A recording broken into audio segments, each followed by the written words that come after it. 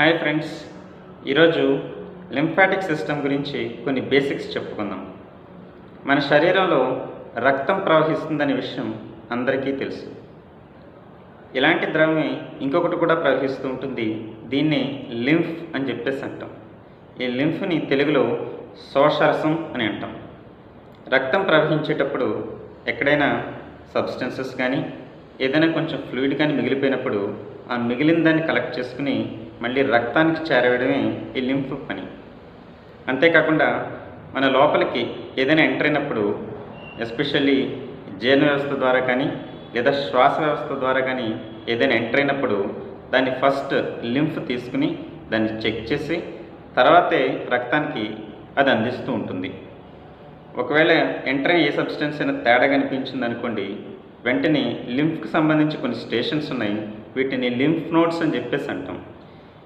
600 stations ఉన్నాయి. మన శరీరంలో 600 లింఫ్ నోడ్స్ ఉన్నాయి. వెంటనే అవి అలర్ట్ అయ్యి ఎన్లార్జ్ అవుతూ ఉంటాయి, అంటే పెద్దవి అవుతూ ఉంటాయి.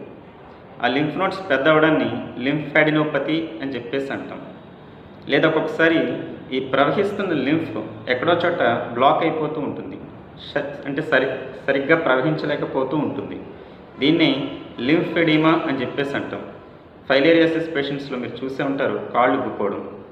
ఆ ఫైలేరియల్ వామ్ లింఫాటిక్ సిస్టంలో పెరగడం వల్ల లింఫ్ బ్లాక్ అయిపోవడం వల్ల కాళ్ళు ఉబ్బిపోతూ ఉంటాయి. దీన్ని ఫైలేరియల్ లింఫెడిమా అని చెప్పేసి అంటాం. ఒక్కొక్కసారి ఈ లింఫాటిక్ సిస్టమ్ ఇన్ఫెక్షన్స్ కూడా గురవుతూ ఉంటుంది. దీన్ని లింఫాంజైటిస్ అని చెప్పేసి అంటాం.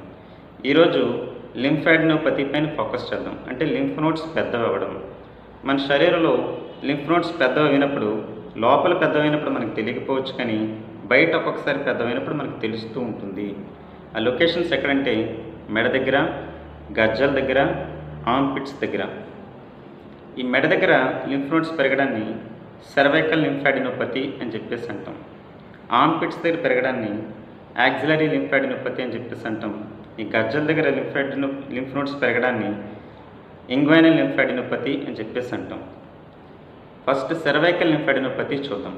సో చాలాసార్లు పిల్లలు ఈ ప్రజెంటేషన్తో వస్తూ ఉంటారు, మెడ దగ్గర కాయలు లాంటివి వచ్చేస్తారని చెప్పేసి.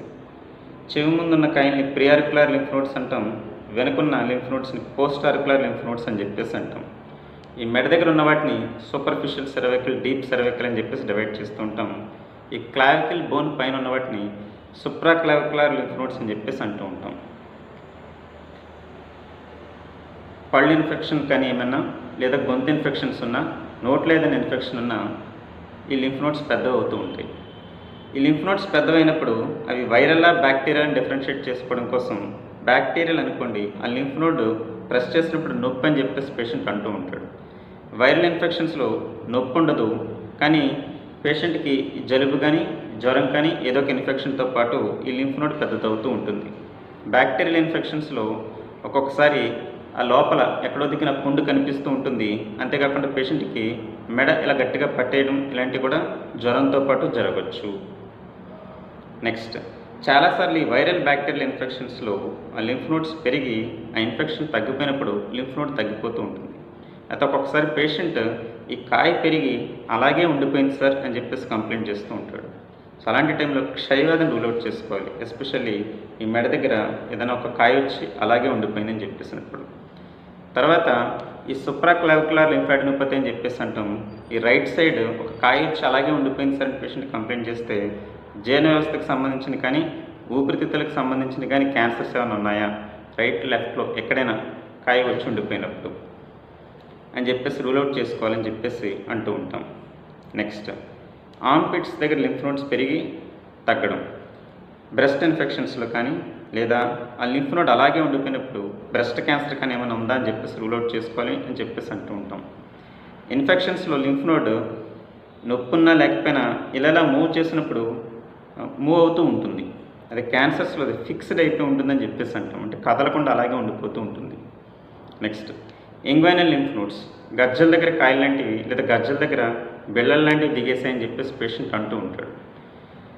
కాళ్ళలో ఇన్ఫెక్షన్ ఉన్నా, లేదా సెక్షువల్లీ ట్రాన్స్మిటెడ్ డిసీజెస్ ఏమైనా ఉన్నా, లేదా క్యాన్సర్స్ ఏమైనా ఉన్నా ఇంగ్వైనల్ లింఫ్ నోడ్స్ ఎన్లార్జ్ అవుతూ ఉంటాయి. సో ఇలాంటి కండిషన్ ఏదైనా ఉన్నప్పుడు ఈ కన్సల్టెంట్ దగ్గర చూపించుకుని దానికి తగ్గ డిసీజ్ డయాగ్నోసిస్ చేయించుకుని ఏంటి కండిషన్ చెప్పేసి రూల్ అవుట్ చేయించుకోవాల్సిందిగా కోరుకుంటున్నాను. ఓకేనా ఫ్రెండ్స్, బాయ్.